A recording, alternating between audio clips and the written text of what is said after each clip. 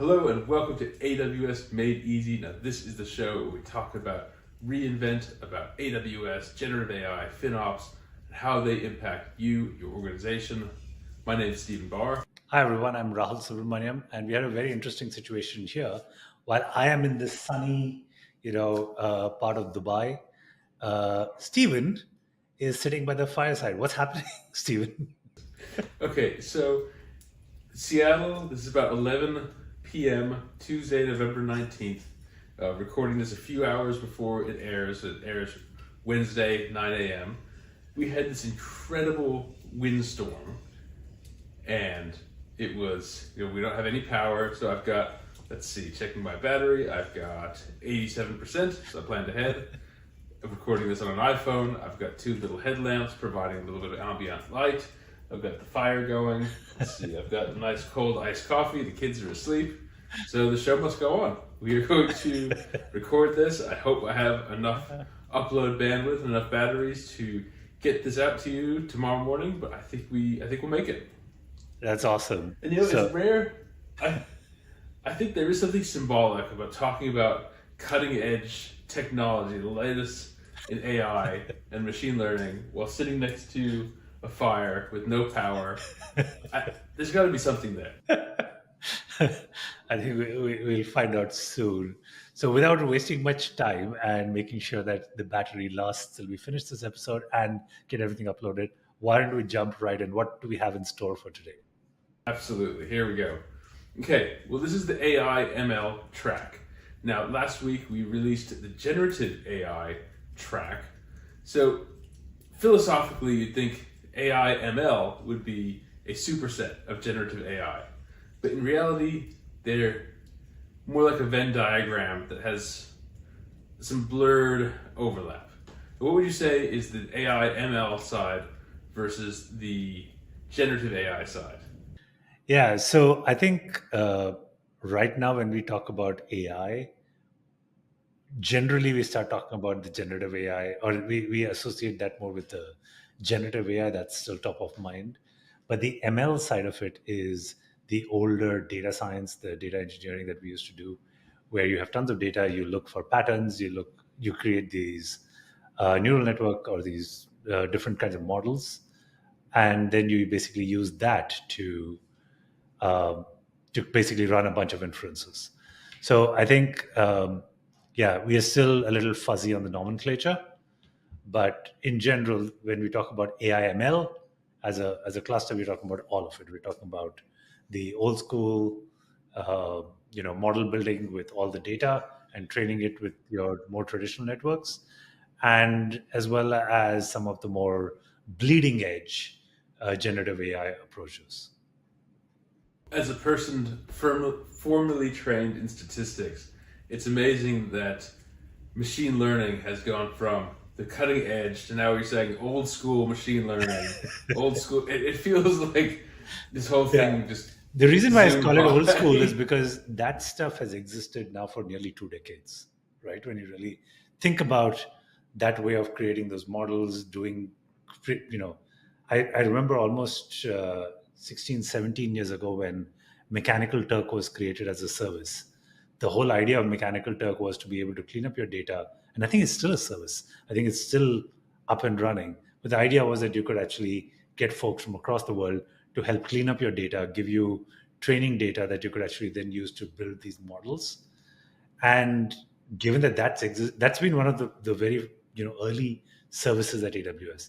That's the whole reason why I'm calling it old school. But you're right. It's transformed very rapidly in the last 2 years. I wonder how much of what could be done on Mechanical Turk could be replaced with Haiku, 3.5 Haiku. I would guess an enormous, yeah. Maybe not some of the go to this website, look up this, move it to here, but probably with computer use, with Anthropic computer use, you probably get all the way there. That's right. I think you could get there for most use cases. It's only situations where you have some very unique data. For example, there are some unique objects that have never been seen before, right? Those are all scenarios where you might still want to use um, manually labeled data. For example, if you're creating a brand new circuit board and you want someone to look at it and figure out whether some three specific things are connected to each other or not, you might want to use manual data to at least build up a minimal data set before you can fine tune another generative AI model. Interesting. Well, I thought we'd jump in to first we look at what's new on AWS. So, Great. just like our last episode where we talked about databases, we want to look at what's new from what's in the lead up to reInvent from the AI ML perspective, and then we'll transition into our predictions. What do we think is going to be talked about, and how you can navigate reInvent 2024 as an AI ML enthusiast, practitioner, inspiring, want to be practitioner. So wherever you're coming from, so let's have a look at the what's new AWS, at the what's new page AWS, and filter it for the machine learning perspective. So having a look here, this first one that really caught my eye here was Amplify launches the full stack AI kit.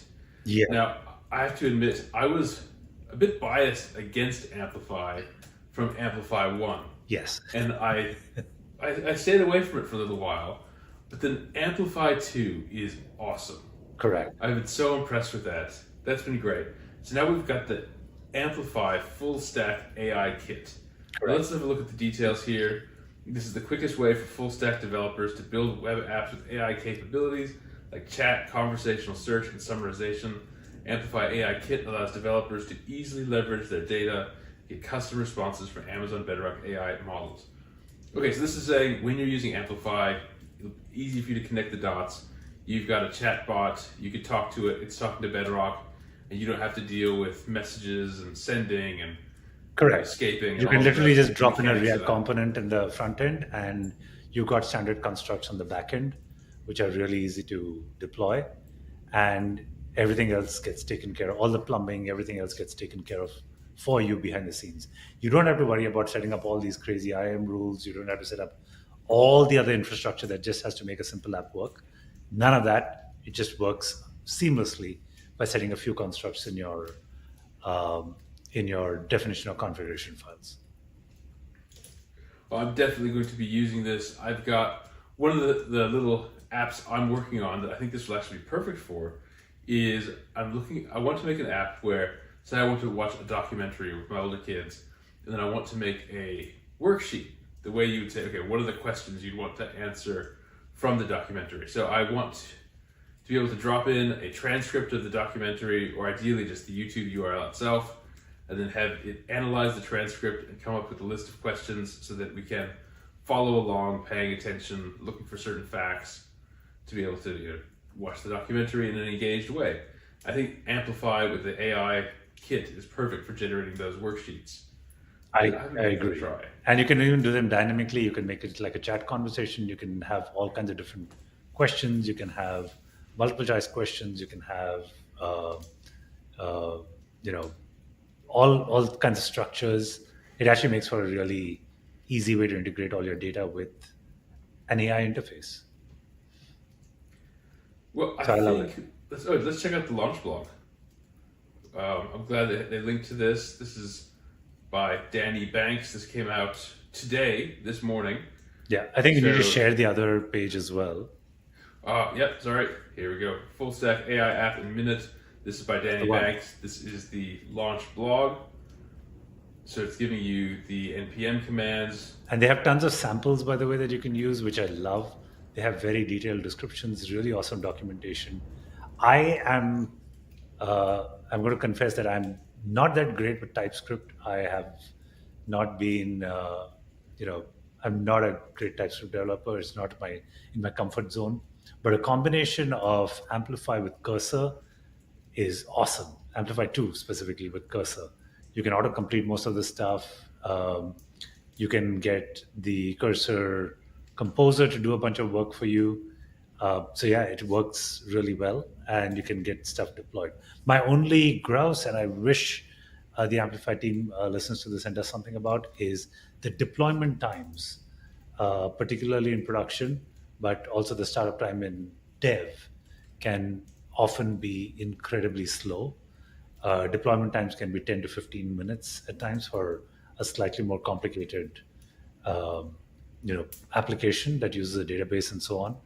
So if they could do anything to reduce that time down to like under 2 or 3 minutes, that would be incredible. Yeah, definitely. I would say you don't have to be good at TypeScript. Sonnet's good Yeah, at TypeScript. you don't have to be good at So as long any as of you the can code read bases it. right now. As long as your coding constructs are solid, I think you can Yeah, figure out you know when what to the look AI is for. going awry and then go figure out how to, preempt that and fix it. I like that in the Getting Started guide, they point to a repository full of examples. Like these Exactly. are just updated pull requests from 8 hours ago. So yeah, they are busy pushing this. I'm excited to see what gets announced on top of this or alongside of it for reInvent. And I'm sure we'll see some demos of apps that could be built with this. How do we rate this announcement, taking into account the blog post, the announcement post, the examples, the subject matter itself? Now, for those of you new to the show, we rate the announcements on a scale of 1 clouds to 5, and then tag them as either simplifies or neutral or adds complexity. Yeah. So, So I'm going to give uh, this simplifies for sure. I would give this a 4.5 clouds. And I'm stopping short of 5 just because of this little user experience that still needs some work on the AWS side. what I would have argued for a 5 is if they had a screenshot here of an app, that would have been really neat. But that being said, they're almost there. They're so close. And it's a really neat subject matter. I'm definitely going to use this right away. This has been out not even a day. So very excited for what they come up with. I think 4.5 is a great score for this. Completely And agree. looking forward to seeing more from the Amplify team on this. Okay, next article that caught my attention in the AI ML category of what's new is App Studio is now generally available. Yeah. So AWS App Studio, generative AI powered app building service that uses natural language to build enterprise grade applications. So it is the serious version of Party Rock. Correct. Alright, good. Correct. And so now this is generally available. So now you can build intelligent, secure, scalable, all these great buzzwords without requiring deep software development skills. App Studio handles deployment, operations, maintenance, allowing users to focus on business challenges and boosting productivity. Have you been using App Studio, or do you know? I haven't. In Do fact, you that was have on my any agenda for experience with third today. party? I did start with it, found it a little cumbersome initially, but I believe that they've had a bunch of changes and improvements since then. So it was actually on my agenda for today. I have a couple of very basic CRUD applications that I need to try out. So I am going to see if I can make this work. If I can, there's just so much that can be done with this particular platform. Yeah, I think some of the getting started because they touch so many services, right? So your Yeah, IAM gets ugly quickly, right? exactly. So let's use Aurora, Dynamo, S3, and then all this other stuff. So just by nature, your policies are enormous, and so it's getting set up can be a bit tricky to make sure that that's right. Exactly. Let's see. So now it's available. Interesting. It's generally available, but it's US West 2 and Ireland. Yep. App Let's Studio was see. US App West and Studio. Ireland only. That's also where most of the AI compute exists right now. So that's, I think, the main reason why they're limited to those two regions. Yeah, that makes sense. And looking at the use cases, right, claims processing, inventory management. This is these bread and butter business application stuff. Correct. And it's neat to say you can build these out much more quickly, right? This is kind of filling the same role that Visual Basic did 30 years ago, right? Exactly. Just building business applications. Yeah. But these are more AI driven, so you can literally just say what you want and have the app be built for you. That's the end expectation. Yeah, saying I need an app that tracks my inventory and JSON files end up in this bucket, and I want a PDF over in that bucket. Correct. with the report, something like that. Okay. Exactly. How do we rate the App Studio GA announcement? I think I like this a lot. It kind of brought this back to everyone's memory. Yeah. I would give this a 4.5 as well. I'd give this a good 4.5. The announcement post here, and here we go. We've got a announcement blog. I'll put this on here. Build and modify apps using natural language with AWS App Studio, now generally available, by Danny Prakoso. This just came out yesterday. I like this. Lots of screenshots, lots of ideas how to use this. This is exactly what we want to see. It takes you through the whole thing, shows you source code. That's great. And I'm looking forward to seeing. I think the hardest thing is just knowing what tool to use when, but that's where the experience comes in, right? That's where I think what programming wisdom is going to be going forward is like, well, what do I do? Where do I start? Do I jump into, Claude.ai, or do I go to Cursor? Do I go to Bedrock Studio? Do I go to Party Rock? Exactly. What do you do? Yeah, I think we are going to have to build up that knowledge repository, like you said, and we will be doing a bunch of that and sharing all our experiences with you as we do that. Yeah, definitely. It's and we're all. I like again what Ethan Mollick said. If anyone says they're an expert, don't listen, because this thing is moving so fast. No one's an expert, but we're there with you. We're on the journey with you. Correct. We're just trying to sort it out, but we'll share what we know. So here we go. Here's the next one. Now, this is a tweet that you brought to our attention. AWS just released a new multi-agent AI framework. Now, this is called the Multi-Agent Orchestrator. So let's have a look at this. This is a tweet that is talking about managing multiple AI agents, dynamically routing LLM queries, maintaining context across AI agents that can be deployed locally on your computer. How are you using this, Raul?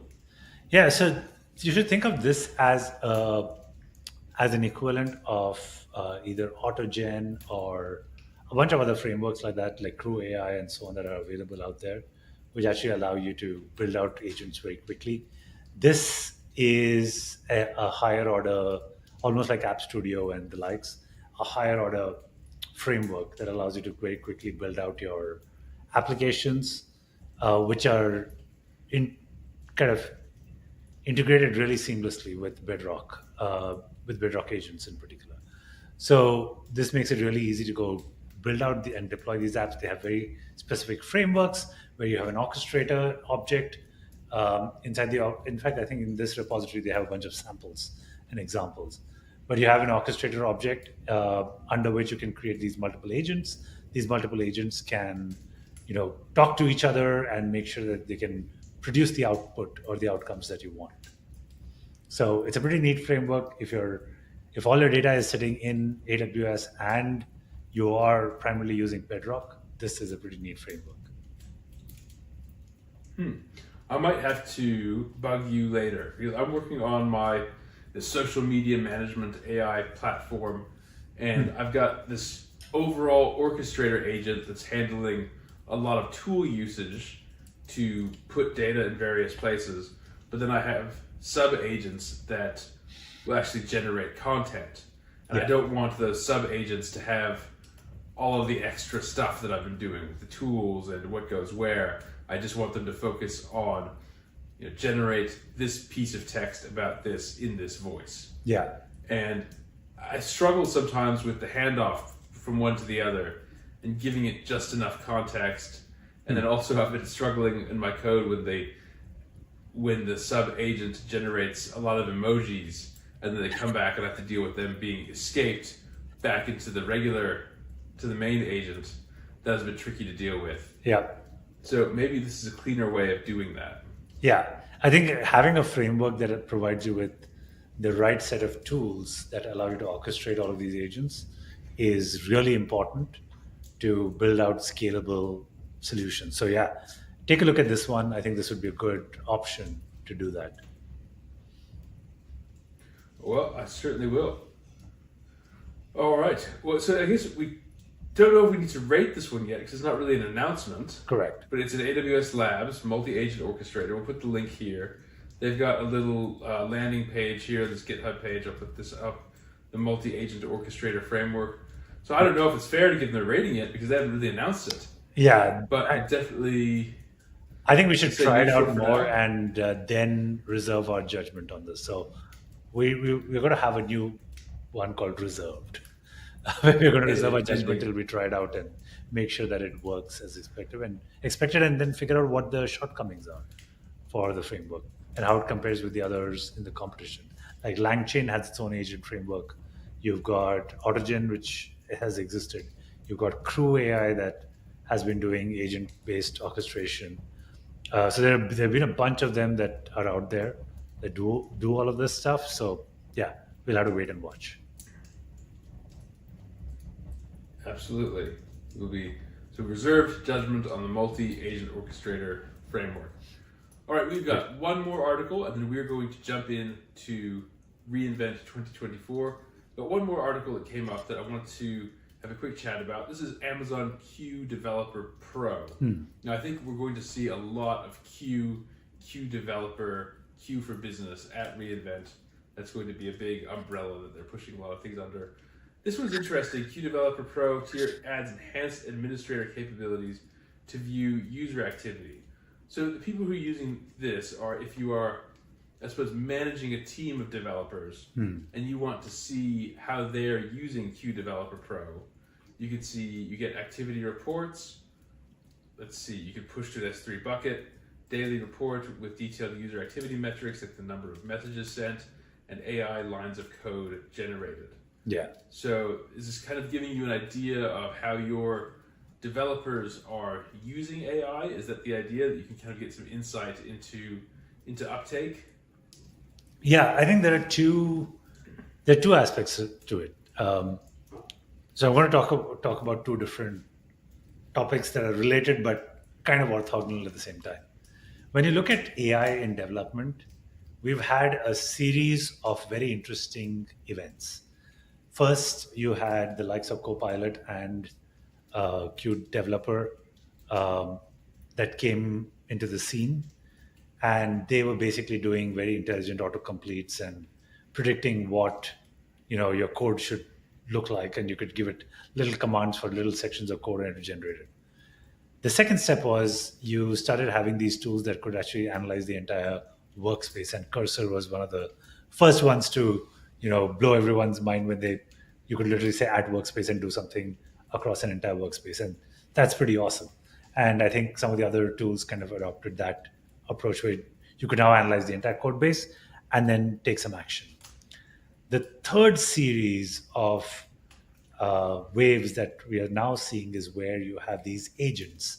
So you've got another IDE that just came into the scene called Windsurf.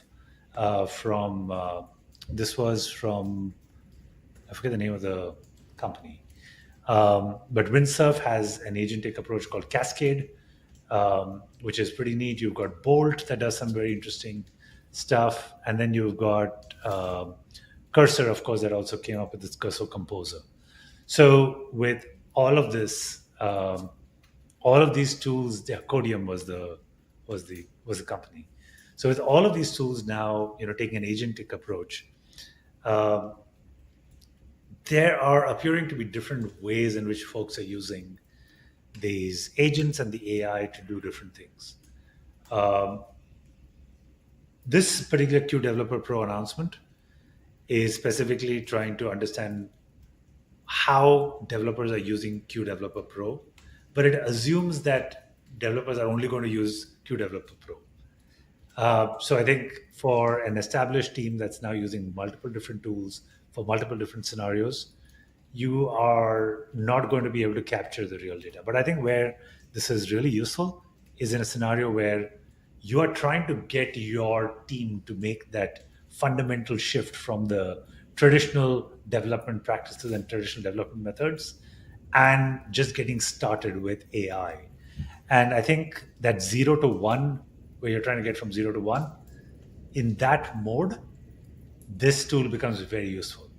I've always stated I've never believed that the number of lines of generated code is ever a measure of anything. and should really not be used as a measure for either productivity or anything else. But it is a very, very good signal when you are at zero, when you have no AI uptake, and you're trying to get this big foundational shift underway for your development teams to use AI to start doing more and more stuff. So I think it definitely acts as a signal over there. And as this entire world is kind of making this big shift, I think this could be a very useful tool in that very early stage.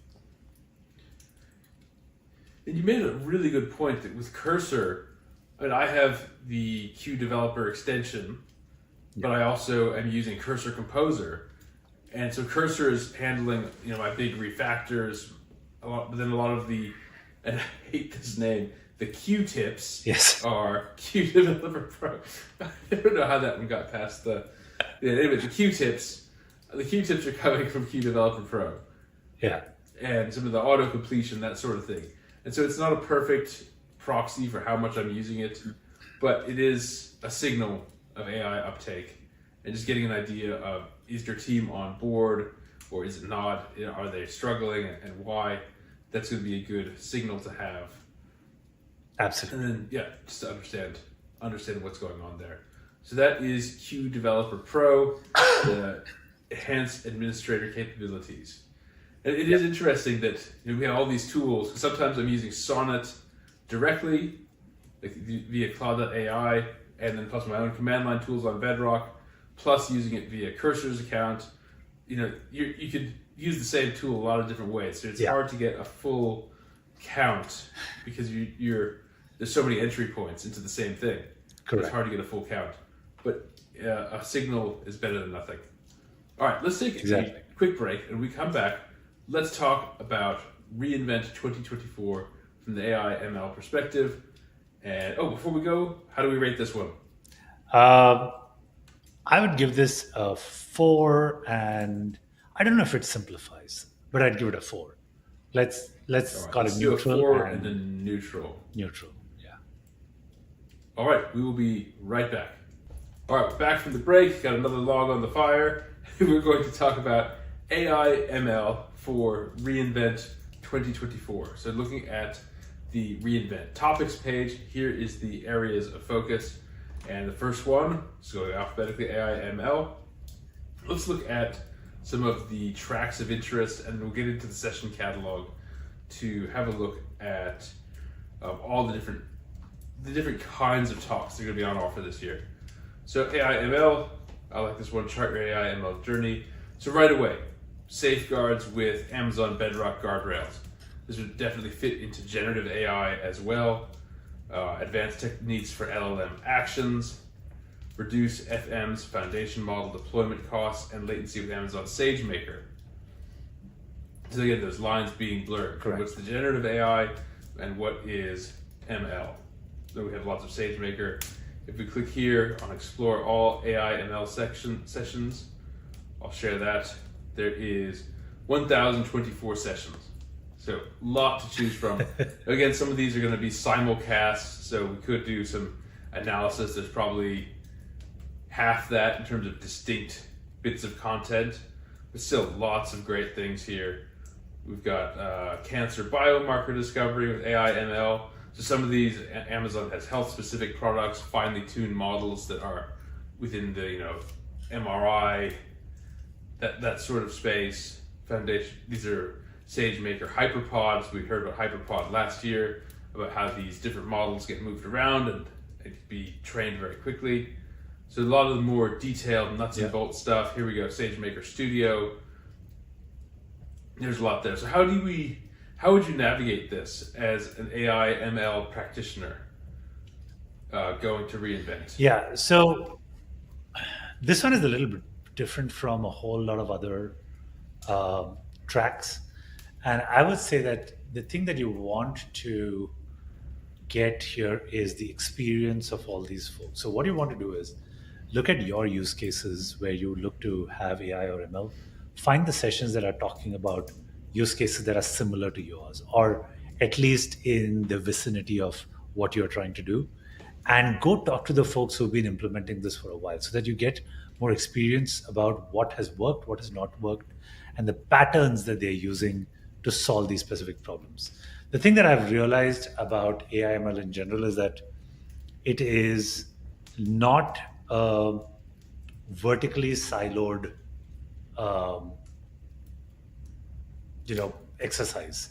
For example, we were having a conversation internally yesterday. Prompt engineering doesn't stand on its own. RAGs don't stand on their own. Agents don't stand on their own. Typically, when you're building a solution, you have to figure out a combination of, and you have to figure out an app which uses RAGs, which uses, prompts to do something else with the data that comes out of it. The RAGs pull out data that go into the prompts. You're then using agents to execute a bunch of different flows. You have to orchestrate them all and then get an output. Then you may also need to QC the output before you actually present it to the customer. Now, these are all very sophisticated solutions that actually, span multiple verticals of what we call AI. So just going to a session that talks about prompt engineering or just RAGs and stuff like that may not be that beneficial because they're all context sensitive. That said, I love the fact that most of the sessions that you will see over here are actually trying to solve a real problem, and they talk about how they used all these different services to achieve those outcomes. So I'd say go through the list and figure out what kind of solutions appeal to your space and your domain and the kinds of problems that you are trying to solve, and go attend those. And when you're talking to all these amazing folks at the event, whether they be AWS heroes or AWS product teams, go speak to them and ask them about all of their failures. Talk to them about what worked, what didn't work for them, because everyone is still trying to discover this, and they will have tons of learning to share with you. So focus your attention on that. Focus on learning what pattern worked for them and why, and talk about the journey that got them there. I really like that. I put on the screen these attendee guides where you can look by industry, because like you said, there's sometimes you want to see, okay, what's the problem in your industry? What are the techniques and tools that are working? And so maybe you want to approach it from an industry perspective more than a tool perspective. You're just showing up and saying, I really like SageMaker. I want to learn as much as I can about SageMaker. What's SageMaker for what? SageMaker is so big, and just like in statistics, Correct. right? The biostatisticians are using different models than the economists, and they're using different models than the epidemiologists. Correct. And so you're just going to have different things at your fingertips in terms of familiarity. So that's why looking at it by industry might be a good thing. Because SageMaker and AI and ML is just so big and so encompassing. So that's, I think, a different set of advice from last time.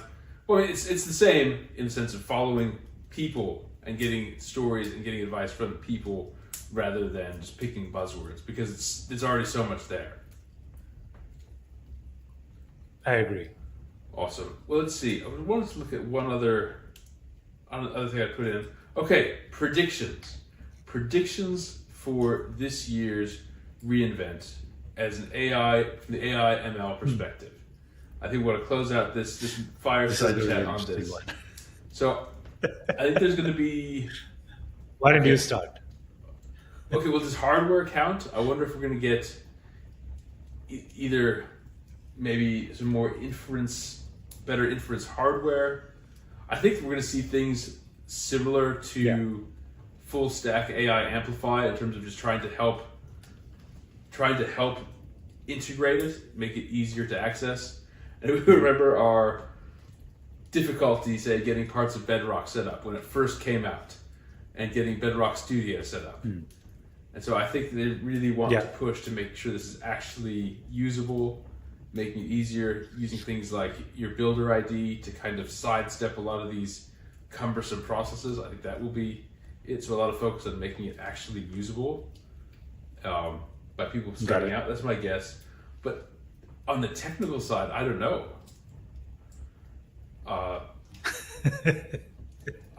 Such an open space. Yeah, I'm really not sure. Okay, so let me try my predictions. I think I agree with you on the hardware part. You're going to start seeing processors that are going to make it easier to do a lot more inference. I think for the longest time, we've had a constraint on the amount of hardware resources that are available. And I think a new kind of chip, a new kind of performance improvement, all of that stuff is definitely going to help. I don't know how much it helps on the training side, for a simple reason that I think everyone's kind of pegged themselves on NVIDIA's architecture, because the software compatibility with that hardware is amazing, and the ecosystem is amazing. So it's much easier to get started with the NVIDIAs and get going. The software, ecosystem is not quite the same when it comes to any of the other chips that are. So it just comes down to how many. I'd say that'll be a constraint. So how many H100s can Amazon get their hands on? H200s. So I think they're at the H200s, if I'm not mistaken. So I think they'd be signing new deals and trying to figure out how to expand their scope and grow that. So that should be, I think that'll definitely be one of the announcements that's going to be front and center. On the software and the services side, I think more higher order AI packaged managed solutions are in store. You're going to definitely see all the AI stuff, find some niche in each one of those services that we've run traditionally, operated traditionally. You might see some AI FinOps, you might see some AI Cloud Ops, all of this stuff kind of, show itself. So it'll be interesting to see how the AI stuff manifests itself. I think if I were wearing the AWS shoes, I would be working incredibly hard to use AI to remove the tyranny of IAM. So if they could do anything to kind of make that super simple, it could be on multiple different levels. But if I were working on a product solution that leverages AI internally within the services, that is the one thing that I would do.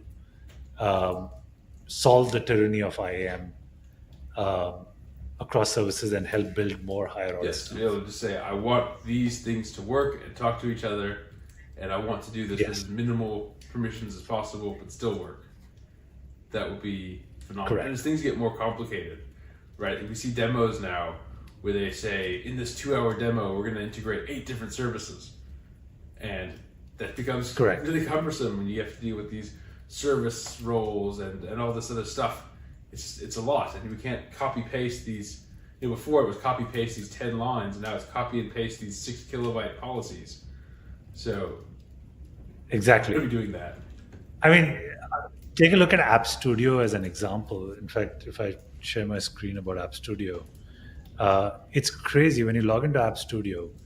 The very first page is literally like 2 or 3. It's a page-long thing about all the stuff you need to configure. You need to create administrator permissions so that AWS IAM Identity Center can work in App Studio. Then IAM permissions to create and deploy roles and policies. And then you have to configure access to App Studio with single sign-on on that. Like I haven't even gotten to a point where I'm trying to, just define what app I want. This is just the prerequisites. Now, it shouldn't be this hard. It really shouldn't be this hard. For a newbie, this is virtually impossible. This is literally like, it's going to deter them from even getting started with the product. Yeah, it's, if you were trying to cook something and step 1 was buy some soil and plant some vegetables, right? It's a bit too far removed. And so hopefully we could just jump right into the kitchen and get our hands dirty without all those prerequisites. And I know they want to do that, and I know that you can't take too many shortcuts around IAM or else everything breaks down. But hopefully we can find a best of both worlds where we're using IAM, but we don't feel like you're writing in assembly language anymore, that you're doing something in a more high level way. And so that's a great one. So fingers crossed that's what it is. I think we're going to see Q, lots of different flavors of Q. Special purpose Q. I use it DevOps Q, FinOps Q, all kinds of different Q for Asterisk AI products. So it's probably varying quality. Yeah. We'll see how that goes. All right, well, this has been our AI ML guide. We've got business applications tomorrow. We've got our interview with Bowen Wang coming out on Thursday, so it is really busy as we prepare for reInvent. Can't believe we are how many days out? We are 12 days out, 14 days out. We are about 12 days out. It's the 20th already today. And I've just been setting up some time with some of the AI leadership at AWS while we are in Vegas. So as we learn more, as we discover more of where they're headed, what their vision is, we will be sure to share that with you as long as it is not under NDA. So we will definitely look forward to sharing more insights and news with all Definitely. of And you. one last announcement: if you are at reInvent and you are concerned about how much you are spending on your AWS bill and you think it might be too much, please reach out to either myself or to Raul. We have a link below for our meeting page. Reach out. We'd love to talk to you and see how we can help use our CloudFix automated Finder fixers to help you spend less for the same performance. We've got more than 50 different